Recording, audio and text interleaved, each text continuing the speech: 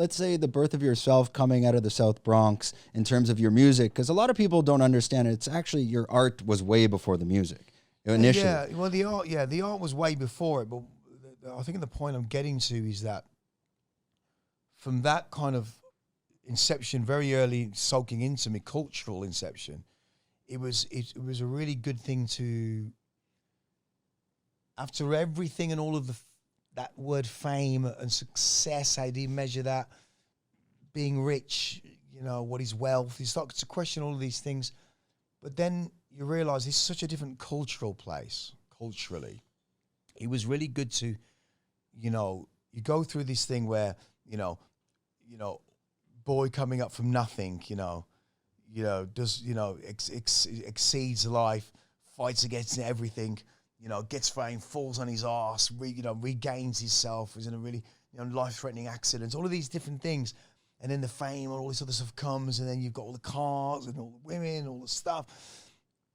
And in all of that stuff, you're searching for something that's not there. It's like obese people in the South searching for food, and they just get obese, but they're still hungry. Or you're chasing the purple you're chasing dragon. this thing that's not there.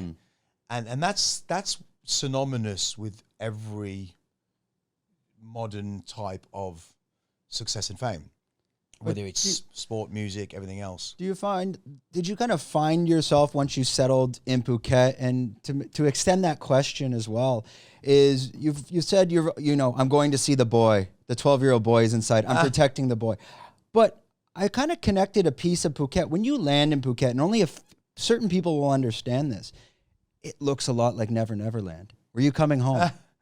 Well, it wasn't. When you come over that Penang Bay, this is like a clear picture of, that Peter Pan-esque Never Never Land. So did that subconsciously ever connect with you where I'm home? No, well, it was Never Ranch, but it was it was the idea of there is this magical thing about this place, and you either get it or you don't, right? It's like if you go to New York first before you go to LA. I loathe LA. Some people go to LA first, they can't deal with the bustle of New York, but I've always felt that New York's a metropolis to itself, whereas Phuket is a place to itself, like America. It's like other cities are other cities, but New York is New York. I look at that like Thailand. Phuket is Phuket. The rest of it's Thailand. So there is that kind of parallax. There is something so magical here that it's only when you uncouple the carriages of culture, uncouple the carriages of even trauma, and you uncouple, and you have the idea of uncoupling time. That's what this place does for me. It allowed us as a family, and allowed me as a soul, if you like, having a human experience, to take time, be in the present. And, of course, we get overwhelmed, like when you first come to Thailand, you go to the market, you buy loads of wax-carved candles, you know what I mean? And you go to Lemongrass House and you smell lemongrass all day long. Once you go through everything that you've gone through with it, you find this place, and the magic is inherent within it.